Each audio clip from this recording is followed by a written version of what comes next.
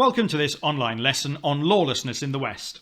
This lesson will have a look at the Johnson County War, but for the majority of it, it's going to be looking at Billy the Kid and Wyatt Earp. Why did lawlessness continue in the West? Our first objective is to know what Billy the Kid and Wyatt Earp did, aside from grow that amazing moustache. Anyway, then to explain why the West remained lawless. Maybe it was because of that moustache. Probably not. Okay, then to assess how far lawlessness decreased. I bet it was decreased by that moustache. No, definitely not. Okay, so a do now task for you. Review what happened with lawlessness during the gold rush of 1849. I've got a video on that too if you need it. 1. How did people attempt to control law and order themselves? And 2. What are the problems with people taking the law into their own hands? Take a moment to answer those questions now, so pause the video while you do so.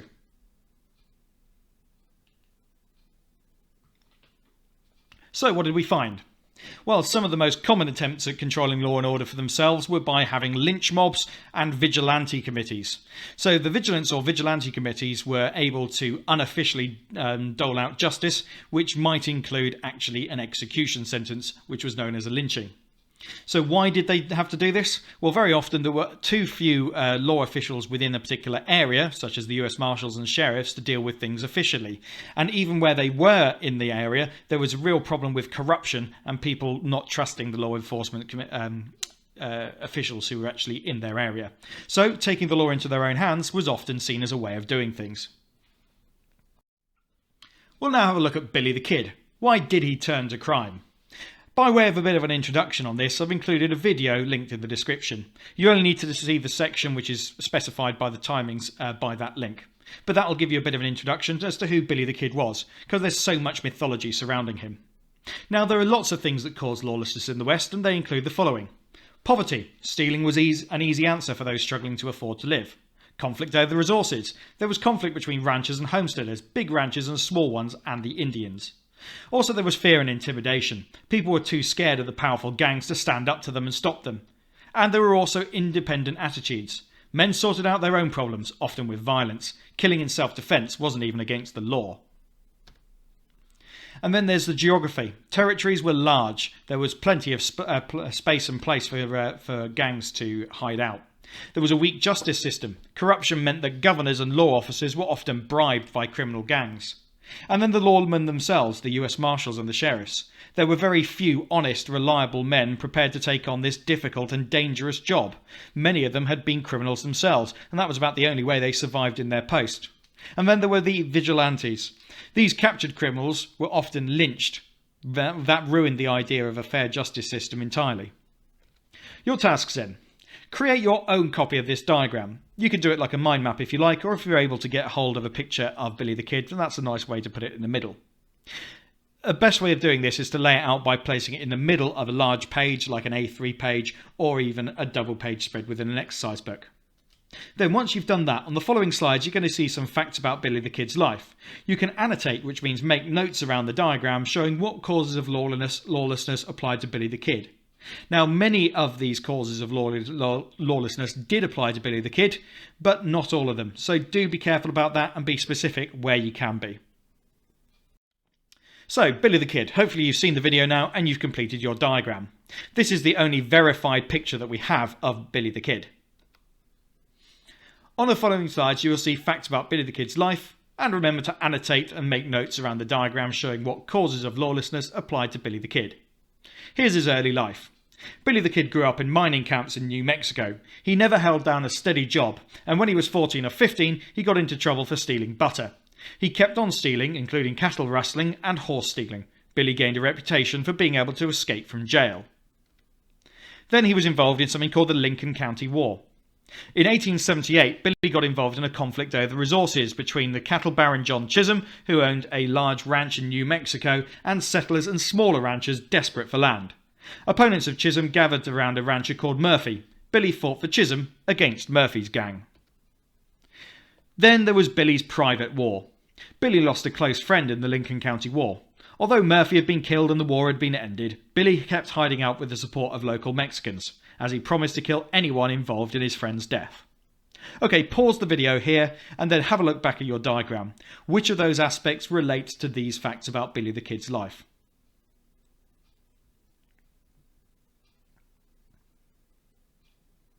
Okay, we'll recap some answers after we see the next group of facts.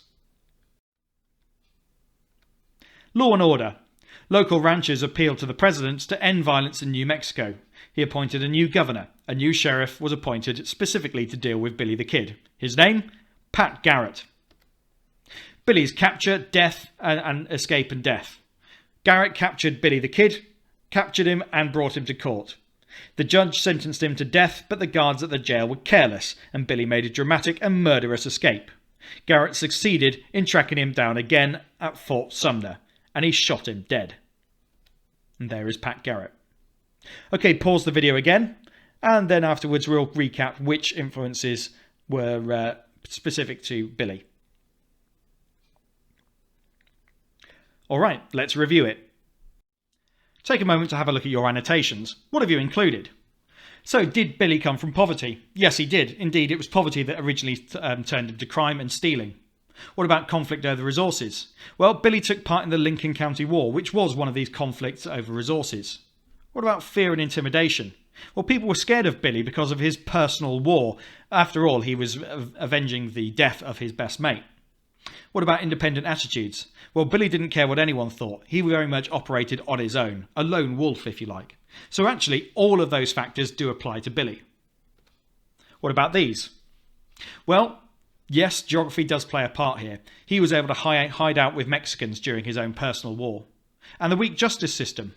Well, clearly there must have been a weak justice system if Pat Garrett needed to be specially appointed to deal with Billy the Kid personally. And is Pat Garrett a problematic lawman? Well, I'd argue he is. After Billy's last murderous escape, Garrett decided to hang him before he had been properly tried. In his view, this was just carrying out the sentence. What about vigilantes? Well, that's the one that possibly doesn't affect Billy the Kid quite so much. But that's all. We can see, therefore, that Billy the Kid is actually a pretty good case study for understanding what caused lawlessness in the West. So why did some people consider Billy to be a hero? The fact is that Billy the Kid was a violent, notorious thief and a murderer. He was a villain. But some people admired him as a romantic figure. Why on earth would this be? Well, the newspapers and cheap books that were popular at the time wrote exciting and quite fictionalised stories of his crimes. Powerless people, such as ethnic minorities and poor people and small farmers who were being bullied by the big ranchers, liked how he stood up to the big businessmen. He's sort of like a modern-day Robin Hood character to them.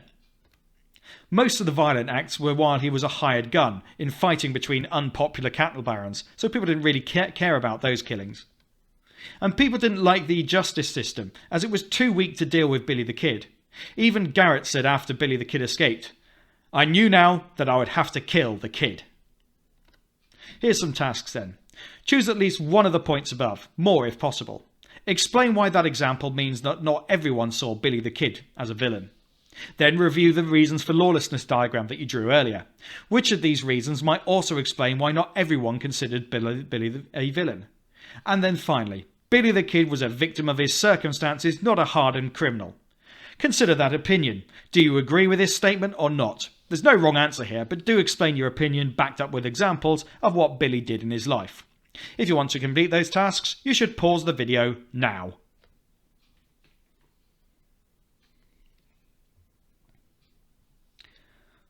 Okay, hopefully we've been able to explain then why some people had quite a sympathetic view of Billy the Kid. Now we're going to move on to our next key character. His name? Wyatt Earp. And there he is. The most famous event that he's associated with was called the OK Corral. That happened in 1881. Wyatt Earp was one of the hard men of the West.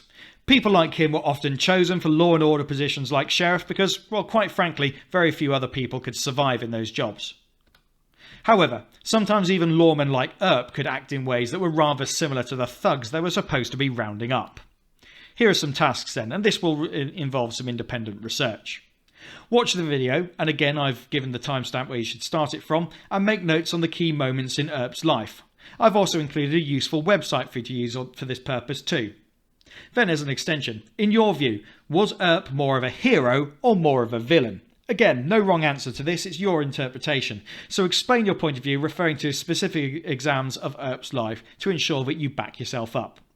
That'll probably take you about half an hour in total to do, possibly a little bit longer depending on how much of the video you choose to watch and how much of the website you read. But just make sure that you've got enough detailed notes about Wyatt Earp before we move on. And on that note, you can press pause now.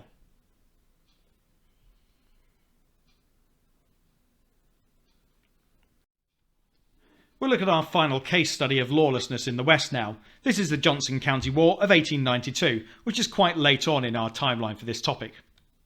Even by the 1890s, law and order was still patchy in the West. It remained common for people to sort out disputes for themselves, often violently.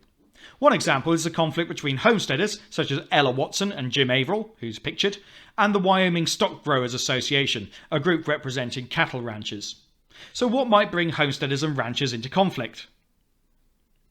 Well, you might remember from when we looked at the cattle industry, the big ranchers were often very powerful and bullied the homesteaders, taking them to court, for example, in cases they knew that they couldn't afford to defend themselves in. They also accused the homesteaders of rustling, and they were upset by their land use, often parcelling off bits of land for themselves and getting in the way of the ranches. So, some tasks for you. I've included a video which explains the events of the Johnson County War in a very simple and accessible style. Watch this video a couple of times maybe, and then pause it and make some notes to write a brief account of the main events of the war. It's not too long, so that should be more than possible. Based upon this, who behaved more dishonestly, do you think? The WSGA or the homesteaders? Explain your point of view. I'll just point out that that group of people at the bottom, that large group photographed there, those are the hired guns that the WSGA actually called into their service. Then as an extension, consider other events concerning the cattle industry that we've learned about in previous lessons, if indeed you've looked at those sections so far. Why were range wars like this actually quite likely? Pause the video now while you complete that. Again, about half an hour should be sufficient.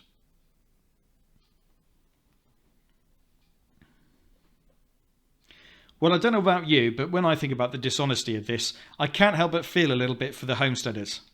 I mean, ultimately, the idea of taking them to court and setting aside all of that money so that they wouldn't be able to defend themselves in court just shows how corrupt the system was. It's no wonder occasionally people went in favour of vigilante justice, not that we'd expect that in modern society.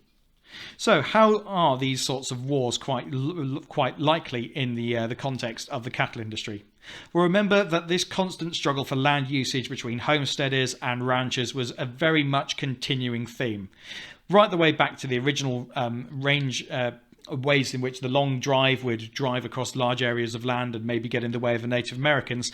Also, as the Homestead Act developed from the 1860s onwards, more and more bits of the open range were being parcelled up as homesteads. And so as the number of homesteaders increased, so the amount of tension with the big ranchers was also likely to increase. And yet one thing is for certain.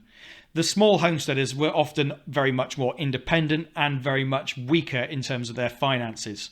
The big ranchers then, especially those who clubbed together like the Wyoming Stock Growers Association, could absolutely bully them in the courts. Hardly the way to secure justice. Finally then, give 3 reasons for lawlessness in the West, and try and do that from memory. Then explain 2 ways that justice was enforced by sheriffs and other lawmen. And then lastly, explain 1 way that this justice could be corrupted and made unjust. Finally, explain why moustaches are so awesome. Okay, don't do that last one. But the others, please do them. And on that note, once you've completed that, the lesson will be over. I'll say thank you very much for watching. I do hope that it's been useful to you, and if it has, then just click that like button and subscribe to the channel. But for now, goodbye.